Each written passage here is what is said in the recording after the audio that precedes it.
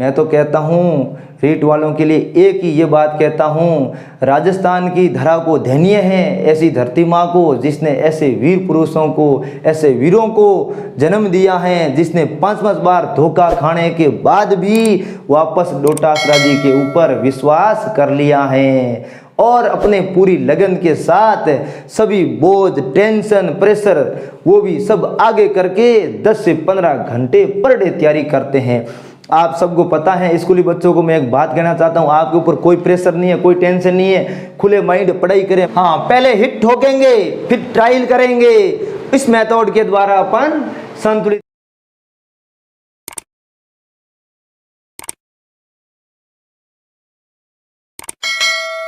Hello guys, good morning all of you. आप सबको पता है कि क्लास 10 साइंस का कोर्स ऑनलाइन प्लेटफॉर्म पे आपको मिल रहा है। रासायनिक अभिक्रिया एवं समीकरण, केमिकल रिएक्शन एंड इक्वेशन, इस चैप्टर का एक वीडियो आपको जो बेसिक चीज़ें हैं पहले सीखनी है, काम की चीज़ें हैं, वो वैसे आप पीछे क्लास रिकॉर्डेड है उसमें जाके देख सकते हैं। पहले आप बेसिक क्लास देखोगे तो भी आपको आगे आसानी से पूरा समझ में आएगा। चलो, तो आज अपन देखते हैं केमिकल रिएक्शन, रासायनिक अभिक्रिया होती क्या है, इसके बारे में आपको जानकारी लेनी है। तो मैं सामान्य पहले एग्जाम्पल के तौर पे आपको कई सारे क्रियाकलाप करके उसके एग्जाम्पल चित्र बना करके पूरा समझाऊंगा, उसके बाद मैं थ्योरिकल रूप और रिएक्शन लिख करके समझाऊंगा। तो सबसे पहले रासायनिक अभिक्रिया के बारे में आप पहले से पढ़ते आ रहे हो। इसका सही अर्थ होता है कि रासायनिक संगठन, एक पूरा जो रासायनिक संगठन होता है और इसके अंदर जो रासायनिक गुणधर्म होते हैं वो पूरे परिवर्तन हो जाते हैं, पूरे परिवर्तित हो जाते हैं और नया प्रोडक्ट या उत्पाद बनता है, वो एक रिएक्शन के द्वारा बनता है और रिएक्शन अभिक्रिया संपन्न होती है। ये आपने पढ़ा होगा। तो कहने का मतलब है कि आपके दैनिक जीवन में जो भी ऐसे एग्जाम्पल देख करके आप इस अभिक्रिया को समझ सकते हैं। जिस प्रकार से हम सभी खाना करते हैं, उसके बाद में पाचन होता है, वो पाचन प्रक्रिया एक केमिकल रिएक्शन है। जिस प्रकार से पेड़ पौधे भोजन करते हैं वो भी एक केमिकल रिएक्शन है। जिस प्रकार से आप देख रहे हैं कि लोहे की बनी वस्तु अपन वातावरण में बाहर रखते हैं कहीं भी, जो नमी के संपर्क में आने से और वायुमंडल से ऑक्सीजन लेने से वो क्या हो जाती है, लोहे की वस्तु पे जंग लगना, ये भी एक केमिकल रिएक्शन है। तो ऐसे बहुत सारे एग्जाम्पल आप देख सकते हैं जिसमें केमिकल रिएक्शन हो रही है और आपको समझ में आएगा किस प्रकार से पहले दूसरे पदार्थ थे और उसमें रिएक्शन हुई और नए पदार्थ बने और अभिक्रिया संपन्न होती है। तो क्रियाकलाप के द्वारा समझते हैं। सबसे पहले, जैसे मैं सबसे पहले एक मैग्नीशियम का रिबन लेता हूँ, मैग्नीशियम का लाल रिबन होता है। हाँ, किसका है? मैग्नीशियम का एक लाल रिबन है। इसको अपन क्या करते हैं, इसको अपन एक बर्नर के ऊपर जलाते हैं। अब आपको पता है कोई भी वस्तु जलती है तो ऑक्सीजन के बिना नहीं जलती है और ऑक्सीजन मिलेगी वायुमंडल से। तो इसके अंदर जब ऑक्सीजन मिलती है तभी तो इस वस्तु का, मैग्नीशियम के लाल रिबन का दहन होता है। और दहन होने के बाद आप यहाँ पे एक कटोरी रख के परीक्षण कर सकते हैं। इसके अंदर जो जलने के बाद जो शेष पदार्थ रहता है वो इसके अंदर ले लीजिए और इसके अंदर लेने के बाद आप इस पदार्थ को देख सकते हैं, वो होगा सफ़ेद चूर्ण के रूप में। किसके रूप में? सफ़ेद चूर्ण के रूप में रहेगा। हाँ, और वो उत्पाद होगा मैग्नीशियम ऑक्साइड। कौन सा होगा? Magnesium oxide. तो किस प्रकार से अभिक्रिया हुई, इस क्रियाकलाप के द्वारा आप समझ सकते हैं कि किस प्रकार से नया पदार्थ बना और इसमें रासायनिक अभिक्रिया होती है। एक एग्जाम्पल आप और क्रियाकलाप समझ सकते हैं। जिस प्रकार से एक मैं प्रज्ञली लेता हूं, ये मैंने एक प्रज्ञली ली, ठीक है ना। अब इस प्रज्ञली पात्र के अंदर मैं सबसे पहले डालता हूं जिंक को। किसको? जिंक को डालता हूं। अब जिंक को डालने के बाद ऊपर से मैंने कम मात्रा में जो तनु सल्फ्यूरिक अम्ल डाला, तनु सल्फ्यूरिक H2SO4 तनु सल्फ्यूरिक अम्ल को डाला है। ठीक, अब तनु का मतलब कम मात्रा, एक होता है सांद्र मतलब अधिक मात्रा। अब इसके अंदर इसको डालने के बाद जिंक और तनु सल्फ्यूरिक अम्ल दोनों ही क्रिया करते हैं, और क्रिया करने के बाद जो उत्पाद बनता है वो बनता है जिंक सल्फेट। क्या बनता है? Zinc sulphate. और इस प्रणाली से बाहर निकलती है गैस, वो गैस है हाइड्रोजन गैस। अब इसका अपन हाइड्रोजन गैस का अनुभव भी कर सकते हैं, महसूस कर सकते हैं कि कैसी गैस होती है, निकलती है या नहीं निकलती है रियल में। अब इसको अपन क्या करते हैं, जैसे कोई माचिस की तिलियां होती हैं, हाँ, इसको अपन पकड़ करके इस प्रणाली के ऊपर ले जाते हैं। जैसे ही हाइड्रोजन गैस आएगी, इसके टकराने के बाद यह कुछ आवाज़ करेगी, फटफट ऐसी आवाज़ करेगी, हाँ, तो आपको अनुभव होगा कि ये हाइड्रोजन गैस इस प्रणाली के अंदर से बाहर निकल रही है। तो इस प्रकार से ये इतने सारे और भी अपन देख सकते हैं जिस प्रकार से रंग परिवर्तन भी होता है। कैसे? जैसे कोई सेब है, इसको अपन काटते हैं, क्या करते हैं? काटते हैं। काटने के बाद आप देखते हैं थोड़ी समय बाद ही इसका रंग है वो कैसा हो जाता है भाई? भूरा हो जाता है। क्यों? समझ सकते हैं कि जैसे कोई सेब होती है, चाकू से काटते हैं तो उसके अंदर आयरन की मात्रा होती है। जैसे ही आयरन जो लोहा होता है, हाँ, वो वायुमंडल से क्रिया करता है, मतलब ऑक्सीजन से क्रिया करता है और बनाता है फेरिक ऑक्साइड। क्या बनाता है बच्चों? Ferric oxide. इसी कारण इसका रंग भूरा होता है। तो ये सारे क्रियाकलाप आपको देखने के बाद, पूरा समझने के बाद आप खुद अनुभव कर सकते हैं कि रासायनिक अभिक्रिया होगी क्या। गैस उत्पन्न होना, मतलब गैस का उत्पन्न होना, बाद में उत्सर्जित होना। तो किस प्रकार से आपको पता है, इसके अंदर मैं एक एग्जांपल लेता हूं कि जो कोयला होता है, कोयले का दहन, अब कोयले का दहन होता है तो कार्बन जैसे होता है, जैसे अभिक्रिया में लिखता हूं, जैसे कार्बन होता है कोयले के अंदर, तो कार्बन जैसे ही दहन हो, दहन का मतलब भाई ऐसे तो चलेगा नहीं वायु के बिना, और वायु में कौन मिलेगी? ऑक्सीजन मिलेगी। देखिए ऑक्सीजन, यह मिलने के बाद CO2 गैस निकलती है। तो गैस परिवर्तन हुआ कि नहीं हुआ? तो गैस उत्पन्न हुई कि नहीं हुई? देखिए CO2 गैस। एक रिएक्शन यहाँ पे और ली थी, देखो क्रियाकलाप के द्वारा पूरा समझाया था। सबसे पहले आप यहाँ देखो, मैंने क्या लिया था? जिंक लिया था। तो देखो एक रिएक्शन इसके अंदर और है 2 नंबर पे। सबसे पहले मैंने लिया जिंक। जिंक लेने के बाद इधर देखिए तनु सल्फ्यूरिक अम्ल डाला। किसको डाला? तनु सल्फ्यूरिक अम्ल को डाला। हाँ, उसके बाद में क्रिया हुई, दोनों के बीच में क्रिया होने के बाद जो नया उत्पाद बना, प्रोडक्ट बना, पदार्थ है, वो है जिंक सल्फेट। कौन सा है बच्चों? Zinc sulphate. ठीक है ना। उसके बाद में जो बाहर गैस निकली है, वो गैस निकली है हाइड्रोजन गैस। क्या निकली है? हाइड्रोजन गैस निकली है। तो इस प्रकार से गैसों का उत्सर्जन होना, यह भी एक इस प्रकार का रासायनिक गुणधर्म में परिवर्तन होता है। अब दूसरा अपन देखते हैं कि रंग परिवर्तन होना। ये रासायनिक गुणधर्म रंग परिवर्तन होना। अब आपने देखा होगा ये रिएक्शन देख के रंग परिवर्तन कैसे होता है कि कट्टे सेब का रंग भूरा होना, कट्टे सेब का रंग भूरा होना। तो ये कैसे हुई? ये अभी रिएक्शन मैंने लिखी थी। जिस प्रकार से आयरन की मात्रा आती है तो आयरन क्या करता है? ऑक्सीजन से क्रिया करता है साथ में, और क्रिया करने के बाद क्या बना लेता है? फेरिक ऑक्साइड बना लेता है। तो ये भी आपको समझ में आया होगा। फिर अपन देखते हैं कि इसकी अवस्था चेंज हो जाती है। कौन सा गुण देखते हैं कि अवस्था परिवर्तन होती है। अरे अवस्था परिवर्तन कैसे होगी रे? देखो बच्चों,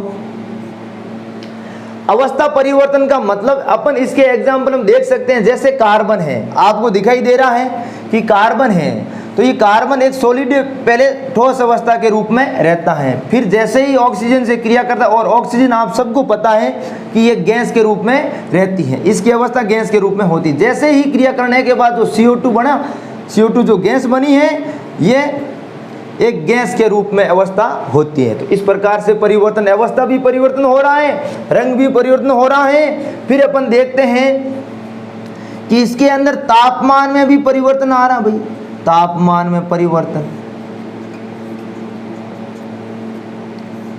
तो तापमान परिवर्तन के अंदर आप देख सकते हैं कि कोई नौशादार है, आप गर्म जल के अंदर डालोगे तो जैसे ही डालते हैं तो जल का तापमान है वो घट जाता है और जल ठंडा हो जाता है। तो इस प्रकार से ये भी एक केमिकल रिएक्शन के अंदर जो गुणधर्म है, इस प्रकार से केमिकल रिएक्शन संपन्न हो रही है। तो इन एग्जाम्पलों के द्वारा आप खुद समझ सकते हैं कि किस प्रकार से रासायनिक अभिक्रिया बनती है। आप इसके अंदर ये भी बात लिख सकते हैं रासायनिक अभिक्रिया के अंदर, अब देखेंगे कि रासायनिक अभिक्रिया किसको कहेंगे, मतलब रासायनिक संगठन और रासायनिक गुणधर्म पूरा परिवर्तित हो जाते हैं उस पदार्थ का, वो एक रासायनिक अभिक्रिया कहलाएगा। या फिर अपन इस प्रकार से लिख सकते हैं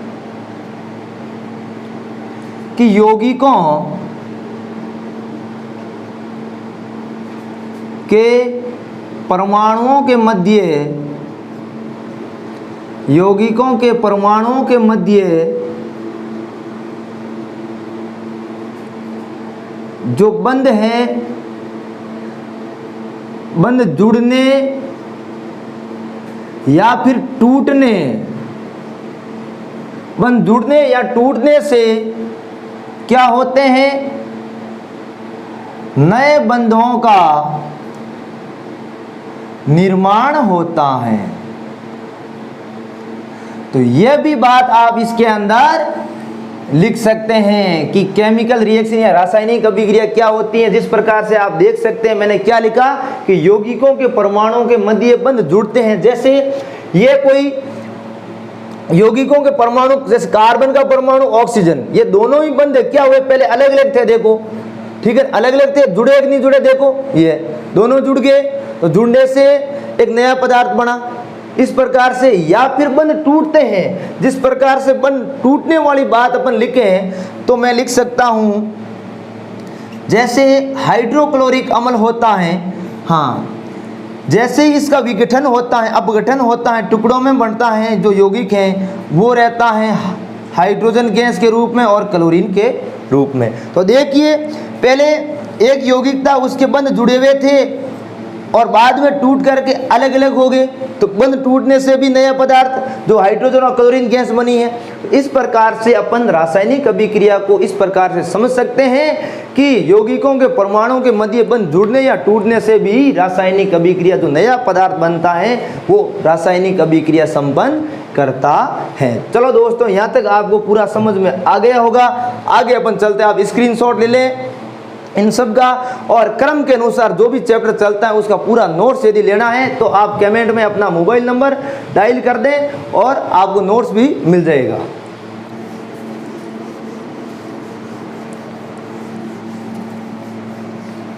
चलो आगे अपन जो टॉपिक लेते हैं वो है रासायनिक समीकरण। कौन सा? रासायनिक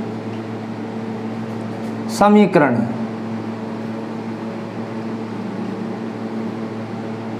केमिकल इक्वेशन। तो अब देखें बच्चों इधर कि केमिकल इक्वेशन होता क्या है, रासायनिक समीकरण होता क्या है। जैसे कोई भी पदार्थ को अपन लिखते हैं तो अभिक्रिया के अंदर जो लिखते हैं तो उसको अपन प्रतीक या अणुसूत्र में प्रदर्शित करते हैं, तो वो एक रासायनिक समीकरण होता है। बिना प्रतीक या अणुसूत्र के द्वारा अपन रासायनिक अभिक्रिया या समीकरण नहीं बना सकते हैं। जैसे मैं एग्जाम्पल लेता हूं कोई एक, इसका एग्जाम्पल मैं लेके आपको समझा रहा हूं। जैसे कोई एग्जाम्पल मैं लेता हूं कि बिना बुझा हुआ चूना होता है जो कैल्शियम ऑक्साइड होता है, उस कैल्शियम ऑक्साइड के अंदर यदि जल मिलाया जाता है तो वह तीव्रता से अभिक्रिया करके कैल्शियम हाइड्रोक्साइड बुझा हुआ चूना बनाता है और साथ में उष्मा को बाहर निकालता है। अब आप इसको एक समीकरण के रूप में लिखोगे तो कैसे लिखोगे? तो सबसे पहले आप कैल्शियम ऑक्साइड का सूत्र लिखोगे, अणुसूत्र लिखोगे या प्रतीक लिखोगे। तो अणुसूत्र और प्रतीकों के द्वारा अभिक्रिया में जिन पदार्थों को प्रदर्शित किया जाता है वही एक रासायनिक समीकरण होता है। बात समझे नहीं समझे? तो ये बात यहां पे मैं लिखता हूं,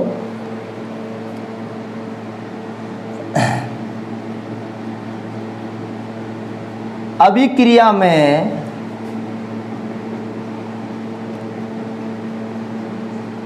पदार्थों को, अभिक्रिया में पदार्थों को प्रतीक या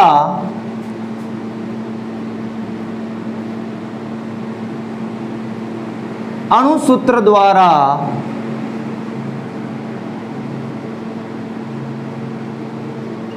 प्रदर्शित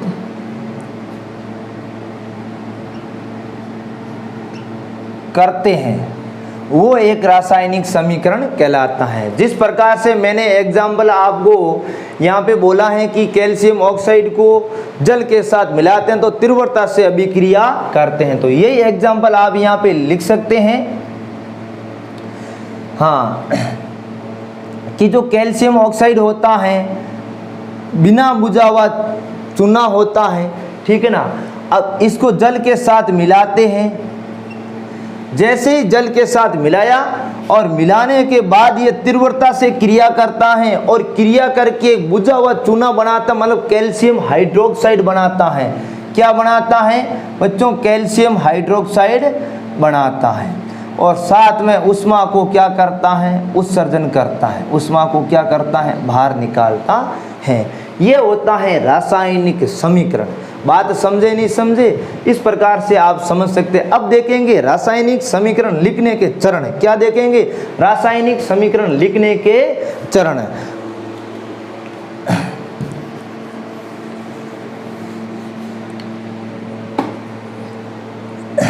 यह भी टॉपिक आपके सिलेबस में है, आप टेंशन ना लें। पूरे 10th का जो सिलेबस होगा उसके अकॉर्डिंग अपन चलेंगे। रासायनिक समीकरण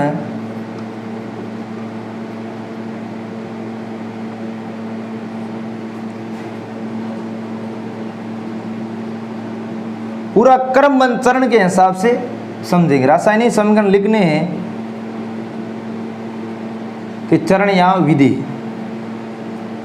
अब रासायनिक समीकरण लिखने के चरण किस प्रकार से हैं, कौन से? अपन रासायनिक समीकरण को सबसे पहले किसको लिखा जाता है, कैसे लिखा जाता है, उसमें कौन सी अवस्था, किस प्रकार से अवस्था को दर्शाया जाता है, किस प्रकार से उत्प्रेरक को दर्शाया जाता है, किस प्रकार से इसके अंदर जो अणुओं की संख्या होती है या परमाणुओं की संख्या होती है, जो द्रव्यमान संख्या होती है, उसको किस प्रकार से संतुलित करते हैं, ये सारी बात अपन इसके अंदर पढ़ेंगे।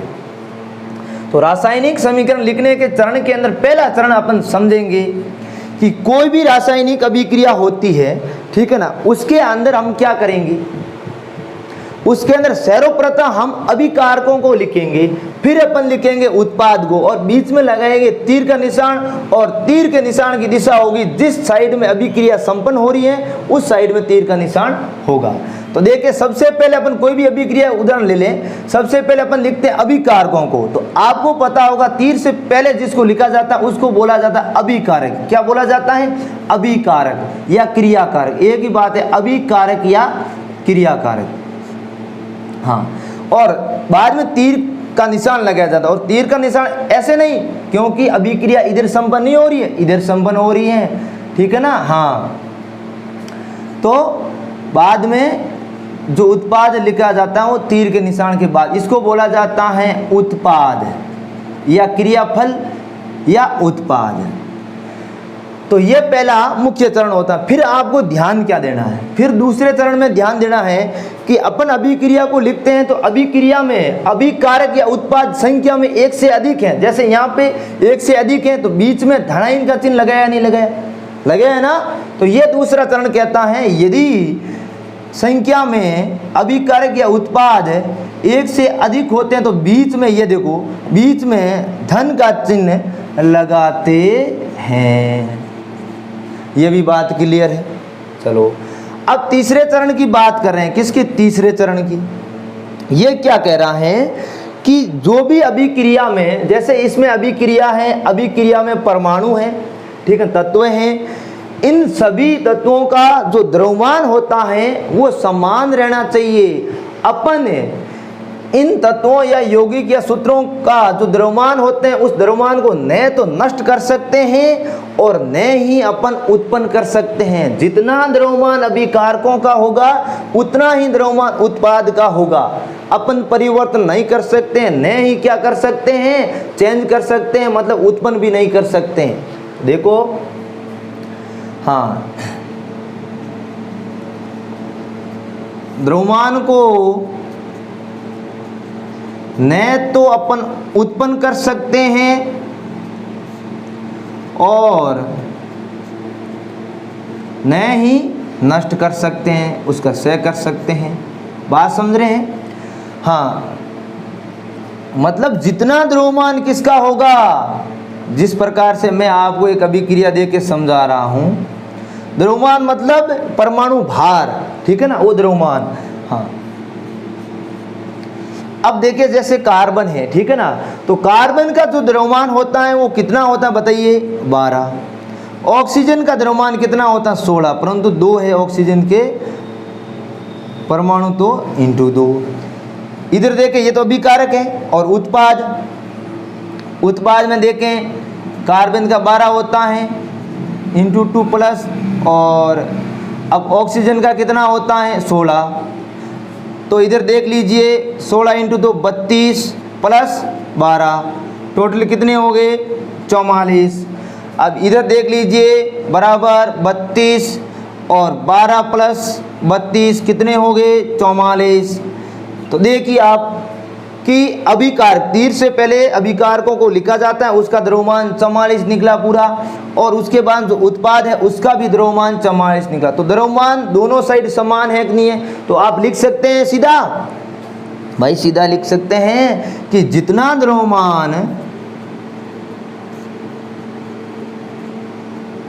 द्रव्यमान अभिकारकों का होगा, अभिकारकों का होगा, उतना ही किसका होगा, उत्पाद का होगा। उत्पाद के अंदर जो यौगिक होंगे, तत्व होंगे, उनका होगा। तो ये भी बात क्लियर है। और तीसरे चरण के अंदर एक बात और समझ सकते हैं कि इसके अंदर जो परमाणु संख्या है वो भी समान होती हैं। जितनी परमाणु संख्या अभिकारकों की होगी उतनी ही परमाणु संख्या उत्पाद की होगी। जैसे कार्बन की परमाणु संख्या कितनी होती है, ऑक्सीजन की कितनी, 6 और 8, तो डबल होंगे। इधर भी उत्पाद की इतनी ही परमाणु संख्या होती, तो परमाणु संख्या भी समान रहती है। बात समझे नहीं समझे? परमाणु संख्या भी समान रहती है। ये तीसरे चरण में अपन बात समझी है। अब अपन बात करते हैं, 3 चरण हो गए। हाँ, चौथे चरण के अंदर क्या बात करेंगे, रासायनिक समीकरण लिखने के चरण में। चौथे चरण के अंदर अपन बात करेंगे कि अब कोई भी रासायनिक समीकरण जैसे सीधा आ जाता है, अब यदि संतुलित किया हुआ है तो संतुलित करने की जरूरत नहीं है, और यदि संतुलित नहीं है तो किस प्रकार से संतुलित करेंगे। बात समझ रहे नहीं समझ रहे? जिस प्रकार से मैं एक एग्जाम्पल लेता हूँ, ठीक है, ऐसे ही कोई एग्जाम्पल ले रहा हूँ। जैसे अभी हमने एक अभिक्रिया लिखी है, जिंक है प्लस H2SO4 सल्फ्यूरिक अम्ल क्रिया करके बनाता है जिंक सल्फेट प्लस बार क्या निकलती है, हाइड्रोजन गैस। अब इधर देखें, ये अभिक्रिया संतुलित है कि नहीं है? संतुलित किस प्रकार करते हैं? संतुलित का मतलब यही है कि तीर से पहले जो अभिकारक है, अभिकारक के अंदर जो परमाणु या अणुओं की जो संख्या होती है उतनी ही अणुओं की संख्या उत्पाद की होनी चाहिए, बराबर होनी चाहिए। ये होती है संतुलित समीकरण, ठीक है ना। हाँ, तो अपन इसके अंदर संतुलित किस प्रकार से करेंगे? ये समीकरण संतुलित है। देखो, जिंक है, जिंक अणुओं की संख्या देखें, यहाँ पे 1 है तो यहाँ पे भी 1 है। सल्फेट SO4, ठीक है ना, यहाँ पे 1 है तो यहाँ पर भी 1 है। और हाइड्रोजन यहाँ पे 2 अणु हैं तो यहाँ भी 2 अणु हैं। संतुलित है। तो संतुलित है तो करने की जरूरत नहीं है, अभिक्रिया संतुलित नहीं है तो संतुलित किस प्रकार से करेंगे और किस विधि के द्वारा, किस मेथड के द्वारा करेंगे, वो मेथड होता है समीकरण संतुलित, समीकरण संतुलित करना। अब किस प्रकार से संतुलित करेंगे बच्चों? एक विधि होती है, एक तो विधि होती है अनुमान विधि। कौन सी विधि? अनुमान विधि।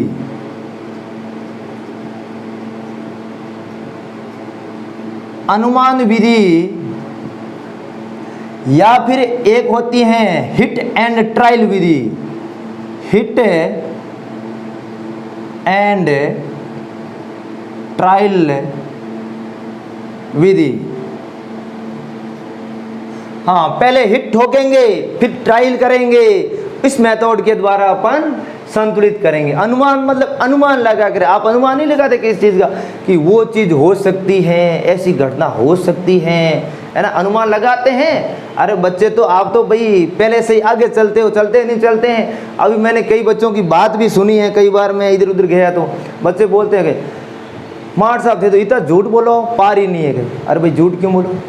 क्या इतना झूठ, 2 साल हो गया झूठ बोलते हैं। अब कमजोर बच्चा मिल गया, क्या कमजोर थे, कहता कि फेल हुआ थे नहीं पढ़िया, तो अब फेल हो जाए कौन, मारे परसेंट बढ़िया 80-85% बढ़िया है। ऐसे नहीं है कि मार साहब गारंटी लो तो अब पढ़ाई हरू करा है, यूँ नहीं, गारंटी मार साहब नहीं ले एग्जाम को, ठीक है, एग्जाम कोई गारंटी नहीं लेते, परंतु जो ये गारंटी गुरु जरूर लेते हैं कि आपके पढ़ा हुआ जरूर आगे काम आएगा, ये 100% मैं कहता हूँ। तो हिट एंड जो अनुमान विधि है, हिट एंड ट्रायल विधि है, इसके द्वारा किसी समीकरण को किस प्रकार से संतुलित कर, कोई भी समीकरण ले लेते हैं जिसको संतुलित करना है, असंतुलित समीकरण है। जैसे आयरन लिया मैंने, ये क्या करता है, जैसे जल के साथ क्रिया होती है इसकी तो बनाता है फेरिक ऑक्साइड Fe3O4, साथ में क्या, हाइड्रोजन बाहर निकलती है। चलो, साथ में हाइड्रोजन गैस बाहर, ये दिख रहा होगा आपका ना, नहीं थोड़ा मैं इधर लिख देता हूँ,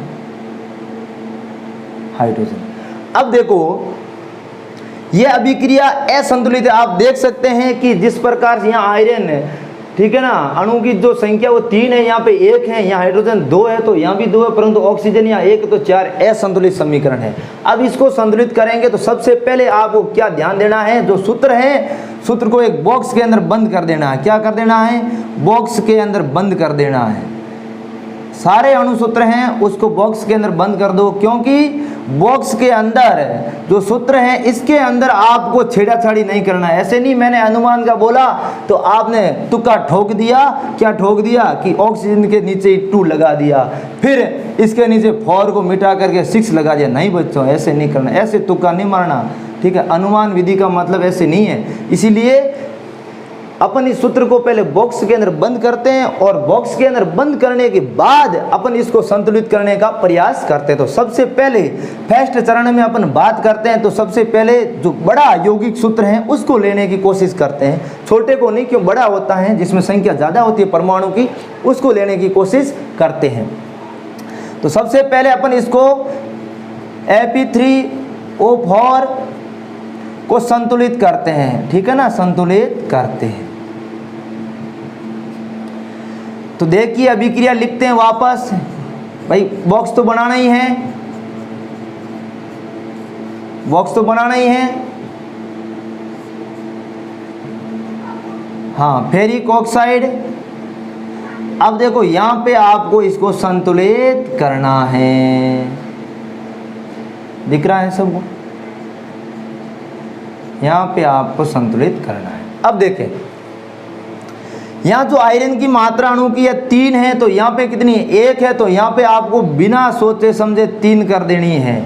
हाँ, अब फिर देखते हैं यहाँ ऑक्सीजन की संख्या, परमाणु की संख्या कितनी है, 4 है, तो यहाँ पे भी 4 करना पड़ेगा। तो आप बिना सोचे समझे क्या कर दें, 4 कर दें, 4 यहाँ भी होगी। तो ये तो हो गया आपके संतुलित। अब आप सोच रहे होंगे कि हमने ऑक्सीजन यहाँ 4 किया है पर ये हाइड्रोजन गड़बड़ हो गया, होने दो, पहले एक ही टारगेट रखो कि पहले इस अणु सूत्र को अपन संतुलित करते हैं। कोई भी यदि गड़बड़ हो रहा होने तो उसको बाद में ठीक करेंगे।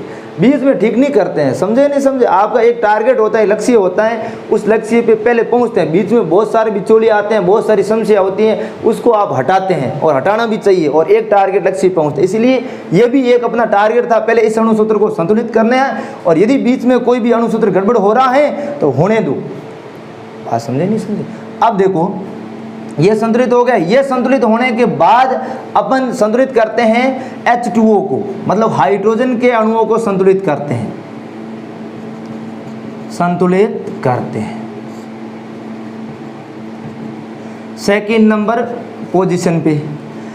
अब देखो आयरन की संख्या तो यहां से भी 3 है तो 3 लिख दिया, प्लस यहां पे 4 है।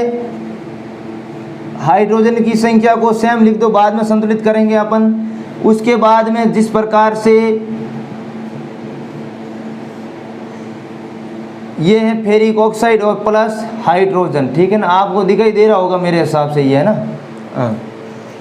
देखो अब बात करते हैं अपन किसकी, हाइड्रोजन की। तो हाइड्रोजन अणुओं की संख्या इधर देखें कितनी है भाई, नीचे जो होता है संख्या लगी रहती है कि अणु कितने हाइड्रोजन के 2 है, तो नीचे 2 लिखा हुआ, तो ये जो आगे संख्या लगी होती है उसके गुणा होगा, ठीक है ना। तो 4 × 2 कितने हो गए, 8 हो गए। तो इधर ये तो अभिकारक है, तीर के बाद में अणुओं की संख्या कितनी हाइड्रोजन की, तो यहाँ तो 2 ही है, तो यहाँ भी 4 करना पड़ेगा क्योंकि 8 हो जाएगा, ये 8 हो गए ना। तो हाइड्रोजन संतुलित हुआ कि नहीं हुआ, देखिए आप। तो इस प्रकार से अब आप देखिए संतुलित है कि नहीं है। देखो आयरन की संख्या 3 है तो यहाँ भी आयरन की संख्या 3 है, और यहाँ पे हाइड्रोजन की संख्या कितनी है, 8 है, तो यहाँ भी हाइड्रोजन की संख्या 8 होगी, और यहाँ पे ऑक्सीजन की संख्या आगे 4 लगा हुआ है तो ऑक्सीजन की संख्या 4 होगी। अब ये समीकरण है संतुलित, और किस विधि के द्वारा हुआ भाई, अनुमान विधि, या जो नया विधि अपने सिलेबस में है वही अनुमान की विधि, जैसे हिट एंड ट्रायल विधि, पहले हिट मारा और फिर अपन ट्रायल किया, ठीक है ना। हाँ, इस प्रकार से अब अपन कोई भी अभिक्रिया होती है उसको अवस्था को भी जानना भी जरूरी होता, अवस्था, ठीक है ना। जिस प्रकार से मैंने बहुत सारे एग्जाम्पल भी लिखे होंगे उसकी अवस्था भी आप जान सकते हैं, बात समझे। जैसे ये अभिक्रिया है, मैं सीधा लिखता हूँ अभिक्रिया को, जैसे ये अभिक्रिया है, आयरन है प्लस 4H2O है, हाँ, फिर फेरिक ऑक्साइड है, फिर हाइड्रोजन है। तो देखिए जो आयरन लोहा होता है वो किस अवस्था में रहता है, तो अवस्था कहाँ पे दर्शाते हैं, अवस्था मतलब 4 प्रकार से अपन देते हैं। पहले अवस्था के बारे में पॉइंट है, समीकरण नंबर चरण नंबर 5 है। चरण नंबर 5 में क्या लिखना है, अवस्था दर्शानी है। तो अवस्था के अंदर आप क्या दर्शाओगे बताओ, यदि गैस है, क्या है, गैस है, तो सूत्र के नीचे या अणुसूत्र के नीचे क्या लिखोगे, जी, मतलब गैस स्मॉल, ठीक है ना। फिर यदि ठोस है तो क्या लिखोगे, सॉलिड, नीचे लिखोगे S, solid, S for solid. फिर यदि द्रव्य है तो क्या लिखोगे, लिक्विड, कोष्टक में लिक्विड फॉर द्रव्य। यदि जलीय अवस्था के रूप में है तो द्रव्य है, और यदि जलीय विलयन के रूप में घुला हुआ है, पूर्णतः जल नहीं है, तो लिखेंगे इक्वेशन, ठीक है, जलीय विलयन के लिए, ए छोड़ इक्वेशन, मतलब जलीय विलयन के लिए, जलीय विलयन के लिए।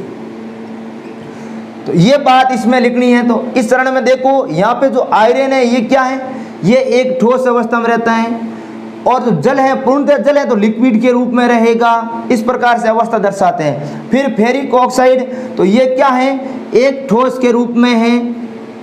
फिर अपन देखते हैं कि जल है, सॉरी, फिर अपन देखते हैं गैस है, तो गैस के रूप में, हाइड्रोजन गैस होती है तो गैस के रूप में ही दर्शाते हैं। और आपको पहले तो क्या करना है, किस प्रकार से पढ़ाई करनी है, सबसे पहले करना है कि इसको समझना है। समझने के बाद साथ साथ में आपको रफ कॉपी में लिखना है। लिखने के बाद आपको आराम से नोट्स बनाना है। यदि आप खुद स्वयं जो समझे हुआ नोट्स बना सकते हैं तो बनाओ, नहीं तो यदि नहीं बना सकते हैं तो आप इस कमेंट बॉक्स में अपने मोबाइल नंबर, जो व्हाट्सएप नंबर लिख दो, और उस पर आपको PDF नोट्स मिल जाएगी पूरे क्रम के अनुसार, जो क्लास पढ़ाते हैं उसकी नोट्स मिल जाएगी।